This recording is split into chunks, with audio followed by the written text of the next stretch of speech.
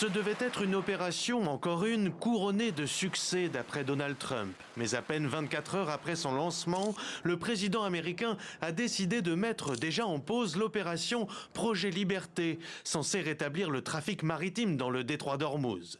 Pour l'heure, elle aura donc permis le passage de 2 navires sur les 1500 qui restent encore coincés dans le Golfe avec plus de 20 000 marins à leur bord.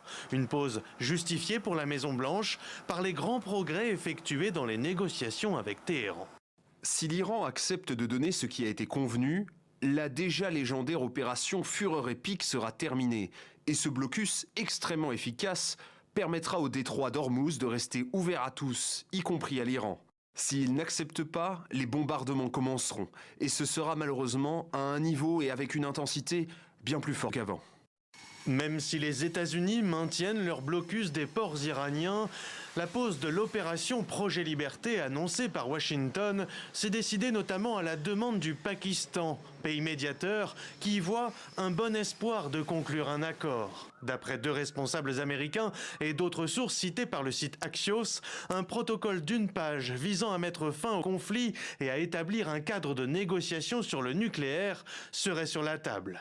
Une proposition toujours en cours d'examen selon Téhéran, qui pour l'heure a répondu indirectement à Washington en envoyant son chef de la diplomatie à Pékin. Nos amis chinois estiment également que l'Iran d'après-guerre est différent de l'Iran d'avant-guerre, qu'il a acquis un statut international plus élevé, qu'il a prouvé ses capacités et sa force. Par conséquent, une nouvelle phase de coopération s'ouvre entre l'Iran et les autres pays.